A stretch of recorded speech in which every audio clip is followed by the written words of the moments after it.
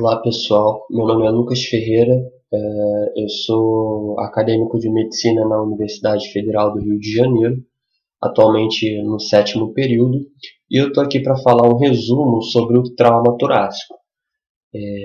Esse resumo ele é feito a partir de um dos capítulos do livro de medicina de clínica cirúrgica da Universidade de São Paulo, segunda edição, e sendo um resumo, ele não substitui a leitura do próprio livro-texto e nem tampouco uma aula sobre o assunto. Bem, então vamos falar sobre o trauma torácico. Então, o trauma torácico ele é bastante prevalente no nosso meio. Dados dos Estados Unidos mostram que de 20 a 25% de todas as mortes traumáticas nos Estados Unidos aconteceram devido a trauma na região torácica. O que é fácil de se entender, uma vez que no tórax nós temos estruturas muito importantes à vida, como o coração, como os vasos sanguíneos, a aorta, cava, ázilo, hemiázilo, temos pulmões, temos outras estruturas que podem sangrar, como o timo, temos ossos que podem causar lesões penetrantes e por uma série de outros motivos. Um terço dos pacientes internados vítimas de acidente automobilístico, então aquele acidente com uma grande quantidade de energia cinética envolvida, muitas vezes com grande impacto, um terço desses acidentes tinham alguma evidência de lesão torácica. Então o tórax ele é muito exposto às lesões, principalmente aquelas lesões automobilísticas. 85% dessas lesões, embora sejam muito graves, 85% das lesões torácicas podem ser tratadas sem especialista. Então nós vamos fazer o tratamento inicial com base principalmente no protocolo TLS, até que um especialista da área possa assumir o caso. Bem, o tórax ele tem um formato, a caixa torácica na verdade tem um formato de cone ou de tronco de cone, né? E de forma que esse formato ele permite pouca deformidade. Logo, uma lesão contusa no tórax pode facilmente gerar uma fratura de uma dessas costelas em um dos arcos costais, que pode gerar então uma lesão penetrante no pulmão e em alguma estrutura do mediastino. Além disso, como eu falei, o tórax ele é amplamente exposto, principalmente quando se está sentado ou em pé. E, portanto, nós precisamos ter muita atenção às pequenas lesões de pele.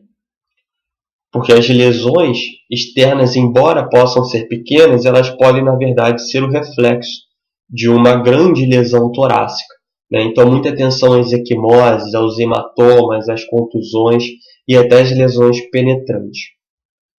Bem, o tórax ele é formado então pela parede torácica, que vai incluir os arcos costais, os ligamentos intercostais, externos costais, vai conter também as partes moles, como a gordura do tecido subcutâneo, também a musculatura torácica.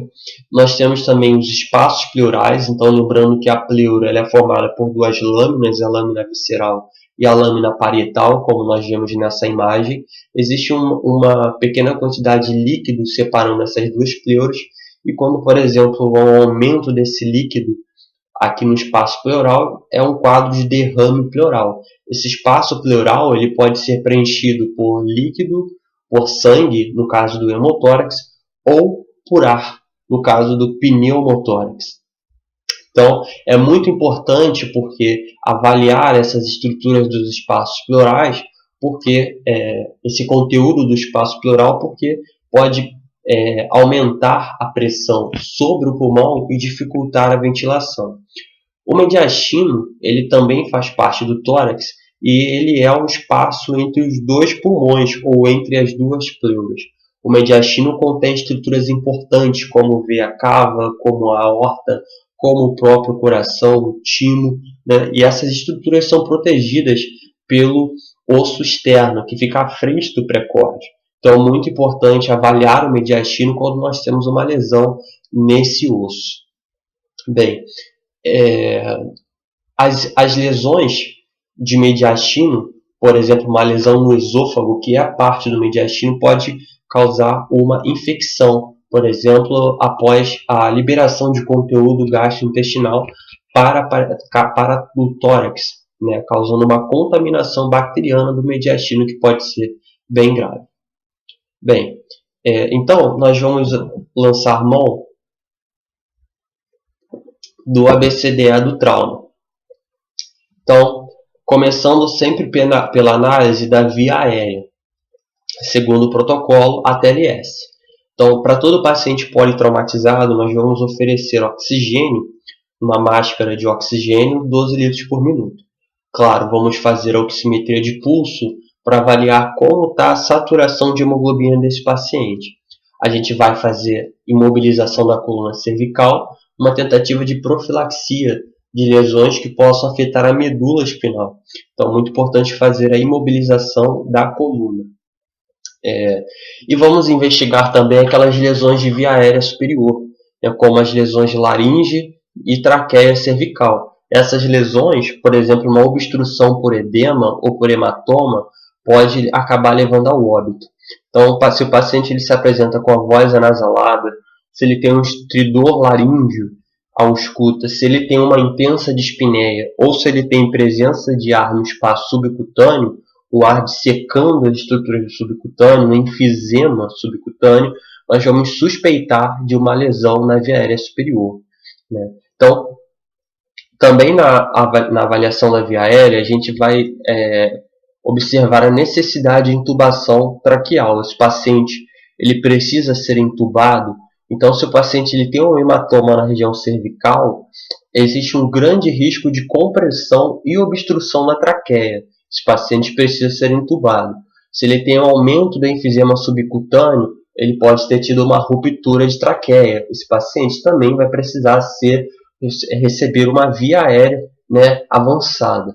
Se o paciente ele tem uma cervicotomia, quer dizer, se o paciente ele tem uma ruptura de traqueia, por exemplo, nós vamos seguir com uma cervicotomia transversal 2 centímetros acima da fúrcula external.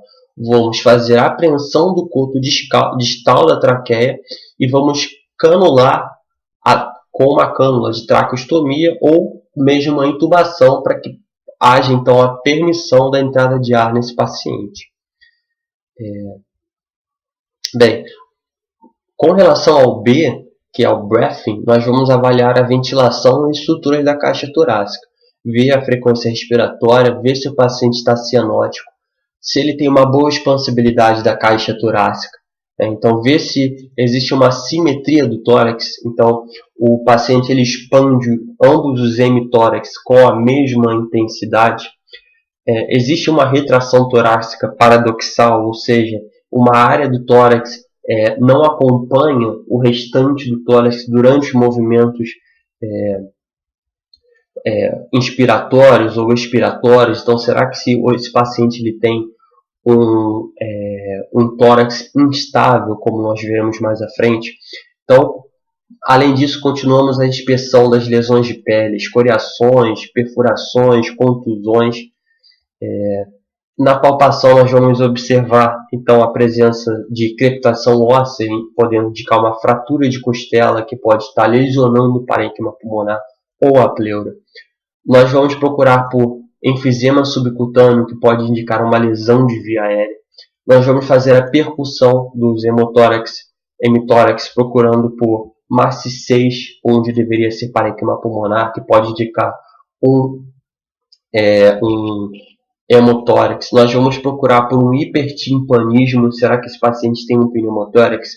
E vamos fazer a ausculta do tórax, tanto a ausculta pulmonar, avaliando o murmúrio vesicular, e também a ausculta cardíaca, para avaliar se essas bulhas cardíacas são normofonéticas. Bem, então, a primeira lesão que nós vamos abordar aqui no trauma torácico é o pneumotórax hipertensivo. Então, é uma das lesões mais rapidamente fatais. O pneumotórax hipertensivo ele acontece quando existe um escape de ar unidirecional, o ar que ocupa esse espaço aqui, o espaço pleural, né? Então, nesse raio-x, que está ilustrando nessa lesão, nós temos aqui o parênquima pulmonar que está comprimido, nós vemos aqui as lâminas da pleura, e aqui no espaço pleural nós temos uma redução da vascularização. Isso porque aqui é um espaço que foi ocupado por ar, que é o pneumotórax. Esse ar comprimiu, aumentou a pressão sobre o parênquima pulmonar, que ficou reduzido a essa área. Nós vemos também um desvio das estruturas do mediastino, então o coração ele foi empurrado para o hemitórax direito, a traqueia foi desviada, os vasos da base aorta foi desviada. Então, nós temos um pneumotórax hipertensivo, porque ele está lançando empurrando para o hemitórax contralateral as estruturas do mediastino. Essa é uma lesão potencialmente grave. Então, lesões de parede torácica que possam lesionar a pleura, laceração no pulmão, lesões brônquicas e vários outros que levam ao escape de ar para o espaço pleural podem causar um pneumotórax hipertensivo. Esse pneumotórax hipertensivo ele causa um distúrbio tanto ventilatório quanto circulatório que podem ser muito graves. A gente não deve esperar pelo raio-x. O diagnóstico é clínico. A gente identifica a dispneia, identifica a dor torácica, distensão das veias do pescoço, no caso do choque obstrutivo, já que esse pneumotórax comprime o mediastino, impõe uma pressão à nossa grande circulação, então causa distensão das veias do pescoço. Se existe, a gente pode notar um desvio da traqueia na região cervical. Se o paciente está com hipotensão e se existe principalmente uma redução do murmúrio vesicular ou um hipertimpanismo à percussão, nós partimos para o tratamento. A gente não precisa do raio-x para fazer o diagnóstico de pneumotórax hipertensivo. A gente identifica pela clínica e trata. O tratamento é feito com a descompressão imediata. A gente vai utilizar uma agulha de grosso calibre no segundo espaço intercostal, na linha hemiclavicular. Então, inseriu a agulha, aliviou o paciente, depois seguimos com a drenagem pleural. Vamos inserir um dreno no quinto espaço intercostal entre a linha axilar média e a linha axilar anterior. Então, o tratamento é com a descompressão seguida pela drenagem pleural. Bem, outra lesão que exige um tratamento inicial rápido é o pneumotórax aberto. Então, o pneumotórax aberto acontece numa lesão em que geralmente o mecanismo é de um projétil que causou uma perfuração no tórax, um projétil de alta energia cinética que criou uma comunicação do tórax com o ambiente externo. Então, rapidamente vai haver um equilíbrio da pressão atmosférica com a pressão intratorácica devido à passagem de ar. O paciente ele vai se apresentar com uma ventilação inadequada, com uma hipóxia, hipercapnia, claro, uma possível evolução para insuficiência respiratória. A gente também vai notar um hipertimpanismo pulmonar, mais a redução do murmúrio vesicular nessa área do tórax afetado. E a gente não precisa do raio-x. Identificou a lesão, o possível pneumotórax aberto, a gente vai fazer o tratamento. O tratamento vai ser uma rápida oclusão com curativo impermeável ao ar para impedir a entrada de ar e evitar que esse pneumotórax aberto se torne um pneumotórax hipertensivo. E o tratamento definitivo, uma vez que a gente selou essa passagem de ar, vai ser através da cirurgia. Bem, outra lesão que exige um tratamento inicial imediato é o tórax instável. Então, no tórax instável, a parede torácica fica sem continuidade óssea. Essa perda de continuidade ela vai acontecer quando existem múltiplas fraturas em dois pontos da mesma costela e em costelas subsequentes. Então, lesões sequenciais em costelas podem causar o tórax instável. O paciente ele se apresenta com um movimento paradoxal do tórax, ou seja, numa dada região do tórax não acompanha os movimentos inspiratórios e expiratórios. Ele faz um movimento em paradoxal, ou seja, na inspiração aquela região, ao invés de aumentar, ela diminui, e na expiração, ao invés de ela diminuir, ela aumenta, claro, pela passagem de ar entre os dois pulmões. Então, o pneumotórax instável, ele geralmente vai acontecer, né, quando tem essas fraturas. A gente pode observar, então, a crepitação de fraturas costais, né, e, claro, a insuficiência respiratória, que vai depender do grau de instabilidade da caixa torácica, da intensidade da dor. Então, a dor é muito intensa no tórax instável e a própria dor atrapalha a respiração. E, claro, da extensão da lesão pulmonar adjacente. Essas costelas podem causar fraturas de pleura, de parênquima pulmonar e agravar o quadro. O tratamento inicial é oxigenação, porque a reexpansão pulmonar, principalmente se tiver um hemopneumotórax associado, então quando o pulmão desse paciente reexpandir, ele vai aumentar a pressão ali dentro do tórax e diminuir, né, aquela pressão exercida pelo ar. Então nós precisamos oxigenar, né, avaliar a necessidade de intubação, se a frequência respiratória está maior do que 35, ou uma PaO2 menor que 65, nós vamos intubar, e a reexpansão pulmonar vai melhorar o quadro de instabilidade torácica desse paciente. Bem, além disso, na avaliação inicial, nós precisamos estar atentos à circulação do paciente e hemorragia. Então, se o paciente está em choque, como é que está a situação hemodinâmica dele? Então, ele tem alteração hemodinâmica ou ventilatória? Vamos checar o pulso, vamos checar a pressão arterial. Qual é a cor do paciente? Ele está cianótico, ele está pálido? A temperatura da pele está com pele fria ou está quente? As veias cervicais estão dilatadas? Existe um choque obstrutivo? Existe pneumotórax? Vamos fazer a monitorização cardíaca e vamos fazer a sondagem vesical. A gente vai procurar por uma presença de hemorragia ali, da presença de sangue que pode estar vindo das vias urinárias, e um toque retal, que pode mostrar sangue em dedo de luva, se, por exemplo, o paciente tiver uma lesão de próstata. Então, a gente está falando do C, que é o circulation. Né? Então, a gente está procurando por lesões que comprometam hemodinamicamente o paciente. Uma dessas lesões causada por uma hemorragia é o hemotórax maciço. Ao invés de ar, né, como no pneumotórax, ao invés de ar no espaço pleural, nós vamos ter sangue. Na radiografia, que também não é necessária no exame inicial, nós vamos ver aqui uma grande opacidade no hemotórax atingido. Né? Então, a gente vê que existe uma perda da simetria pulmonar, e na área em que existe o hemotórax, existe uma presença de líquido, no caso de sangue, né? Opacificando e gerando uma hipotransparência nesse tórax. Então, sinais de choque podem acontecer nesse paciente. Claro, uma hemorragia, ele pode chocar, então ele pode ter uma taquicardia ou uma bradicardia. Redução do murmúrio vesicular, claro, porque o sangue ali presente no espaço pleural afasta as pleuras e diminui a escuta do som ventilatório. A percussão ela vai se mostrar maciça, ao contrário do pneumotórax hipertensivo, em que a percussão ela é hipertimpânica. Aqui a percussão é maciça por causa do sangue. E nós vamos ter também, possivelmente, uma distensão das veias cervicais, justamente por essa pressão exercida sobre o mediastino. O tratamento é descomprimir o pulmão e, claro, em se tratando de uma hemorragia, reposição volêmica. Então a gente vai fazer o acesso venoso periférico de grande calibre, administração de cristalóide e rapidamente solicitar a tipagem do sangue sanguíneo do paciente para que esse paciente possa receber transfusão. Né? Então a drenagem do hemotórax vai acontecer com dreno tubular de 36 e 38 no mesmo local descrito para o pneumotórax hipertensivo, ou seja,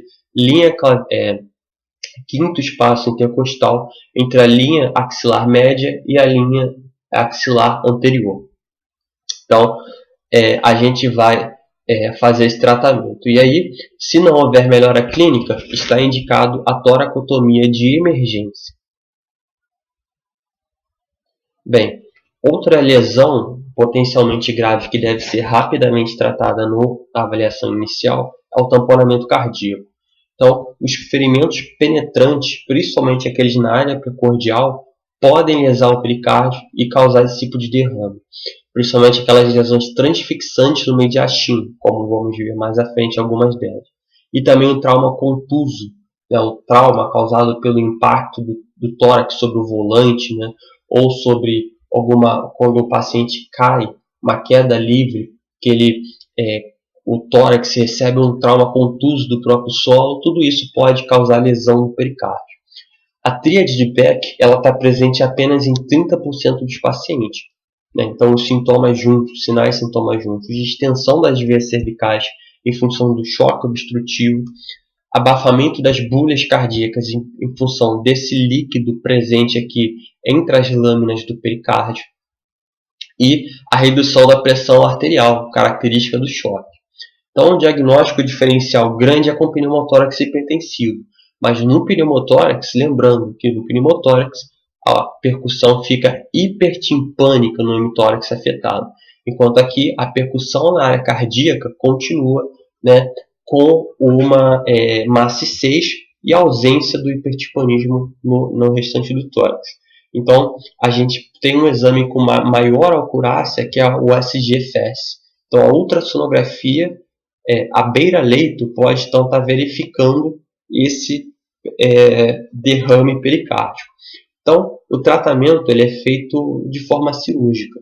Uma pericardiocentese monitorizada por traçado de eletrocardiograma, até que o paciente ele possa ser atendido por um especialista que vai realizar a toracotomia e a pericardiotomia. Bem, feita a avaliação inicial, o exame primário, a gente vai corrigir essas lesões, tratar essas lesões, tratar o pneumotórax, tratar o hemotórax, tratar o tórax instável.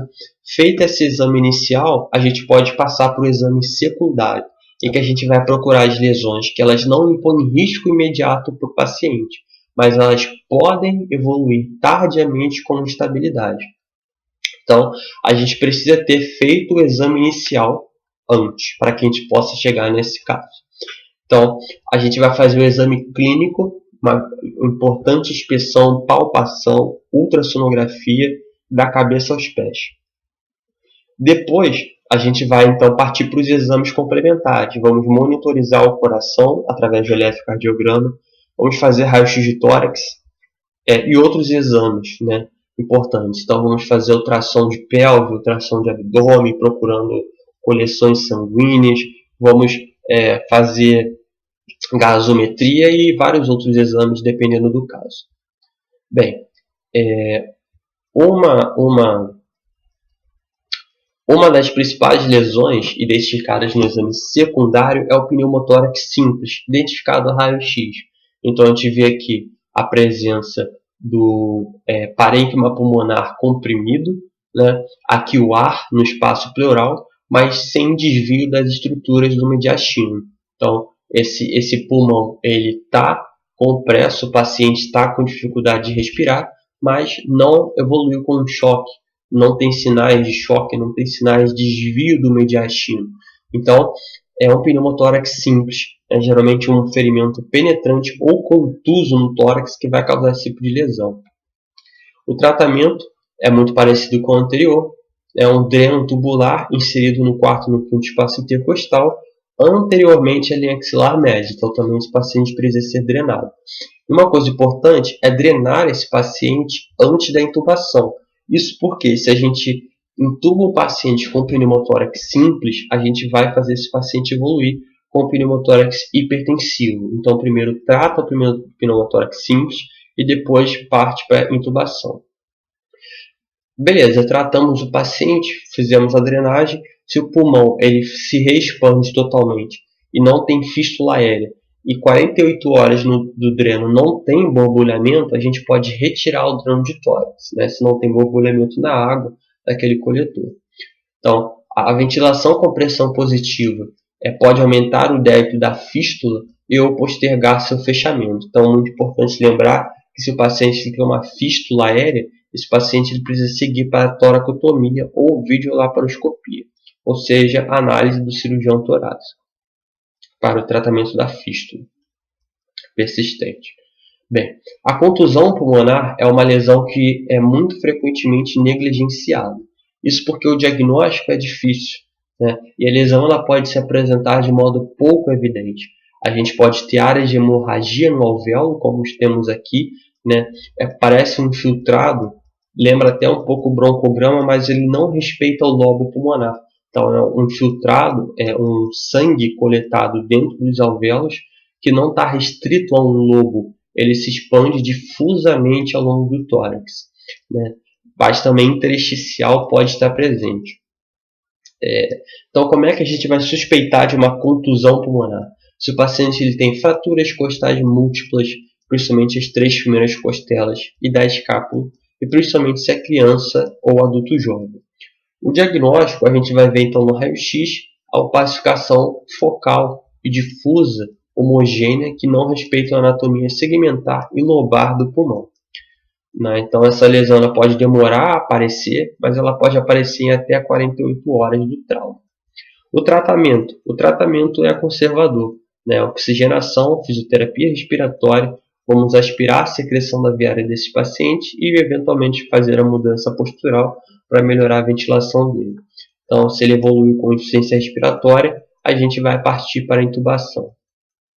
Mas a intubação profilática, na ausência de insuficiência respiratória, não é indicada. Bem, outra lesão que é rara, mas que tem uma alta mortalidade, é a lesão da árvore traqueobrônquica. Então, essa lesão ela vai acontecer geralmente por um mecanismo de contusão ou penetrante ou por um ferimento penetrante, principalmente uma perfusão por projétil de arma de fogo ou arma branca no segmento cervical da traqueia, né, que é a região da traqueia mais exposta do nosso corpo. Lembrando sempre que o esôfago e a medula podem ser atingidos, o que vai gerar uma grande piora do prognóstico.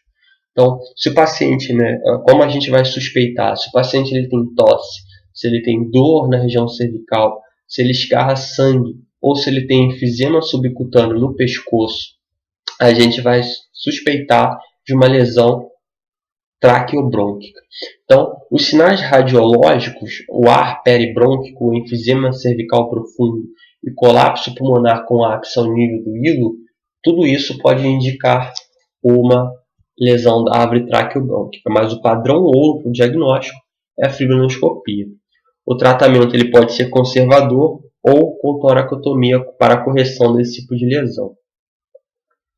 Bem, o hemotórax, e aqui não é o hemotórax maciço, né? O hemotórax ele também é a presença de sangue no espaço pleural, mas sem comprometimento hemodinâmico da circulação. Então, os sinais e sintomas vão depender do volume de sangue acumulado. O raio-x ele vai mostrar um velamento do seio costofrênico e muitas vezes um velamento do próprio hemitórax.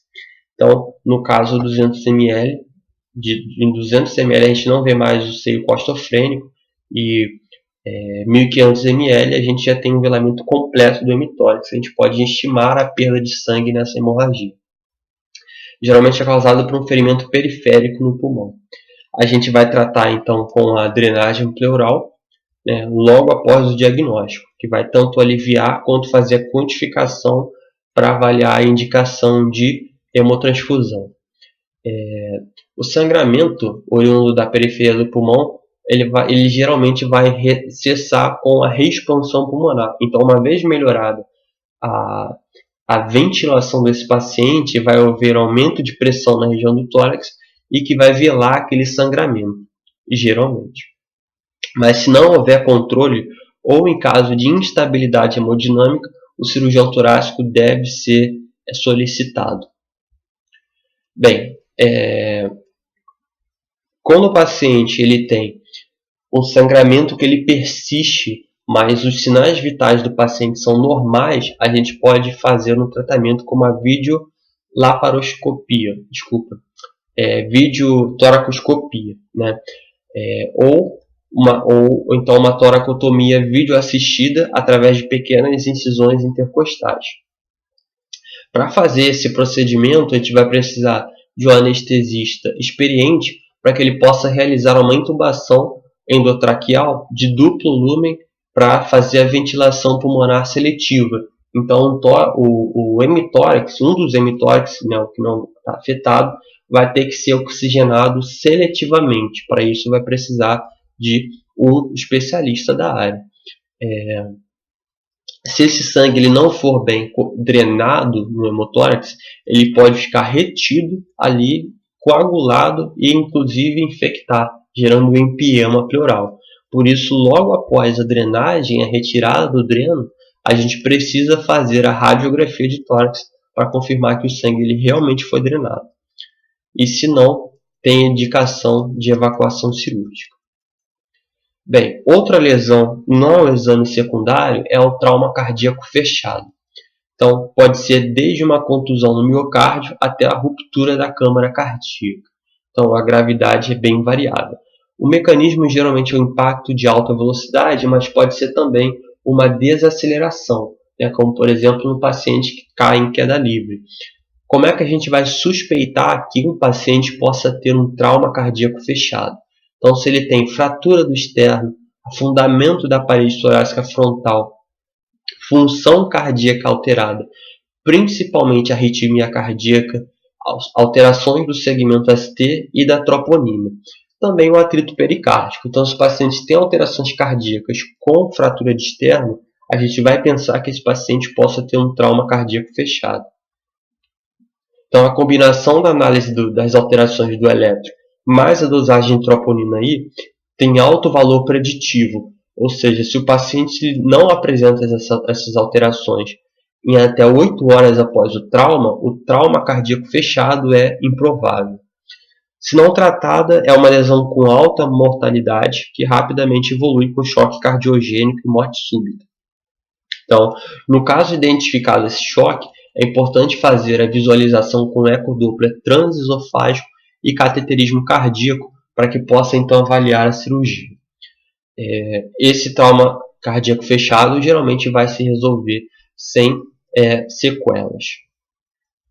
Bem, então nós temos aqui o algoritmo da avaliação do trauma cardíaco fechado. Numa suspeita, a gente faz então o eletrocardiograma, que se vier normal e o paciente está hemodinamicamente estável e tem menos de 50 anos, o trauma cardíaco fechado ele é improvável. Agora, quando o eletrocardiograma é anormal, isso aumenta a nossa suspeita. Então, se o paciente tem eletro anormal, se ele está hemodinamicamente instável ou tem mais de 50 anos, ou história de doença cardíaca, a gente vai ter que monitorizar esse paciente em CTI. Né? E aí, se o paciente ele fica estável, a gente vai dosar a troponina C, a troponina I e a troponina T na admissão 6 horas depois e 12 horas depois. Então, se vier normal, a gente pode excluir o trauma cardíaco fechado.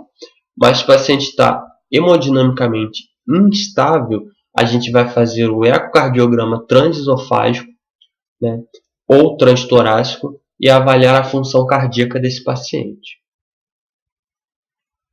Bem, aqui nós temos a ruptura traumática da aorta torácica, então é uma das lesões mais graves que pode acontecer. E o paciente geralmente ele vai a óbito na cena do trauma. Então é uma lesão com alta mortalidade. Geralmente o mecanismo é uma desaceleração brusca, então queda de altura, de grandes alturas, acidente automobilístico, que existe uma contusão ou então uma parada rápida do automóvel. Então, alta mortalidade, mas o paciente ele pode sobreviver se, por exemplo, a lesão ela for pequena, ela for contida pela camada adventícia da aorta, ou se o paciente tiver um hematoma no mediastino que possa aumentar a pressão e cessar aquele sangramento através da aorta. Como é que a gente vai suspeitar? A suspeita é se o paciente tem uma fratura de coluna, o mecanismo de trauma, então a desaceleração é um mecanismo importante. Se tem diferença de pressão arterial entre os membros, então se a pressão arterial no membro superior é maior do que no membro inferior, e a própria contusão da parede torácica. O raio-x ele pode mostrar um alargamento do mediastino, geralmente maior do que 8 centímetros, e principalmente uma perda da silhueta do botão aórtico, claro, pela presença de sangue e pelas alterações vasculares que acontecem ali no mediastino. Mas o padrão ouro para avaliar a lesão da aorta é a ortografia, né? Um exame contrastado é o melhor. O tratamento ele é cirúrgico, com a sutura primária da aorta ou a colocação de uma prótese endoaórtica. Bem, e aqui nós temos os ferimentos transfixantes do mediastino, aqueles ferimentos que atravessam o mediastino, podendo lesionar coração, vasos, árvore traqueobrônquica, esôfago e até mesmo o hilo pulmonar. Então a gente vai suspeitar quando tem um ferimento de entrada e um de saída do outro lado. Então o projétil pode não aparecer no raio-x, mas na presença de dois orifícios contrapostos a gente vai suspeitar de um ferimento transfixante. Mas no raio-x a gente pode ver, às vezes, os fragmentos metálicos presentes ali no trajeto do projétil. Então, a conduta vai depender, claro, se o paciente tem estabilidade ou instabilidade hemodinâmica. Então, por exemplo, se ele tem um hemopneumotórax, que vai ser comum nesse caso, com uma instabilidade hemodinâmica, a gente vai indicar a drenagem e a toracotomia. Então, e se o paciente ele tem instabilidade e ausência de lesões em raio-x, né, a gente precisa avaliar aqueles órgãos que não são bem avaliados pelo raio-x, como, por exemplo, o esôfago, a traqueia, brônquios e os vasos e o coração. Então, a gente parte para a investigação do paciente estável com ultrassonografia e a tomografia computadorizada helicoidal para avaliar essas estruturas que não são bem avaliadas no raio-x. O tratamento, então, é com toracotomia direita ou esquerda, dependendo da lesão, ou pode ser mesmo uma esternotomia, para fazer a correção dessas lesões. Então, nesse algoritmo, nós temos então a abordagem ao paciente com ferimentos transfixantes no mediastino. Se o paciente está instável, né, na sala de operação, se o paciente se apresenta instável, a gente vai encaminhar para a sala de operação. Se ele está estável, procuramos o raio-x, né, avaliar as estruturas do mediastino, e depois o ultrassom. Se o ultrassom identifica uma lesão, cirurgia. Se não, a gente continua a investigação com uma tomografia helicoidal. Se a tomografia não apresenta nenhuma lesão, observamos o paciente. Se sim, a gente vai fazer a investigação diagnóstica diferencial. Se tem lesão positiva na TC, investiga mais. Então, pode ser um raio-x contrastado do estômago, do esôfago, aliás, uma angiografia para avaliar as estruturas vasculares. Claro, encaminhar o paciente para a sala de operação se necessário. Esofagoscopia para corrigir uma potencial lesão da área esofagiana e a broncoscopia. Então, é muito importante a gente avaliar se o paciente está instável ou não. Se ele está instável, a gente vai encaminhar ele para a sala de operação. E se ele está estável, a gente vai seguir a investigação até identificar lesões potencialmente graves. E a gente vai usar vários exames, como a TC helicoidal, broncoscopia, esofagoscopia, angiografia e por aí vai. Bem, e temos também, por fim, o trauma tóraco-abdominal, quando existe uma concomitância de lesão do espaço pleural e da cavidade abdominal, né? Geralmente essa lesão é acompanhada de lesão diafragmática, né? Aquela estrutura que separa o tórax do abdômen. Então, a lesão diafragmática ela também é muito variável. Ela pode comprometer a mecânica ventilatória, ela pode gerar uma contaminação da pleura por conteúdo gastrointestinal, então conteúdo do alimento, ácido e bactérias podem infectar a pleura por causa do trauma tóraco-abdominal. Você pode ter também, por a lesão do diafragma, uma herniação das vísceras abdominais em direção ao tórax, mas o quadro clínico pode ser totalmente assintomático por dias ou por anos. Esse paciente pode não ter a menor evidência sintomática de um trauma tóraco-abdominal passado. O principal mecanismo desse trauma é a ruptura diafragmática para o aumento da pressão intraabdominal. Então, principalmente se o paciente ele sofreu um atropelamento, existe marca de pneu, de borracha sobre o seu abdômen. Se esse paciente teve um grande trauma contuso no abdômen, então você pode ter tido uma ruptura do diafragma. Outro mecanismo é o ferimento tóraco-abdominal penetrante, aquele ferimento de PAF ou de arma branca que perfura o diafragma, lesando tanto o abdômen quanto o tórax.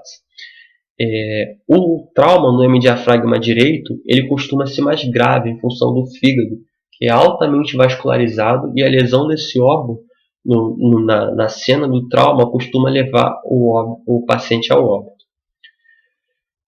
Então, muitas dessas lesões elas não chegam a ser descobertas, porque o quadro clínico é inaparente, né? Além da própria ausência de bons métodos de investigação. Então, como investigar o diafragma no exame de imagem?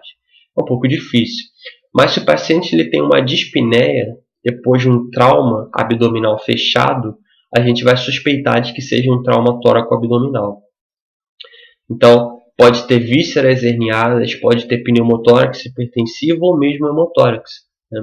Então, a gente vai tratar esse paciente com uma sonda nasogástrica, a gente vai descomprimir o estômago para fazer com que ele retorne ao abdômen no caso da herniação. E depois, né, no caso do trauma, na suspeita de trauma tóraco-abdominal, nós seguimos com a laparotomia, em que a gente vai palpar toda a superfície do diafragma para identificar uma possível lesão penetrante ali que possa gerar uma herniação no futuro.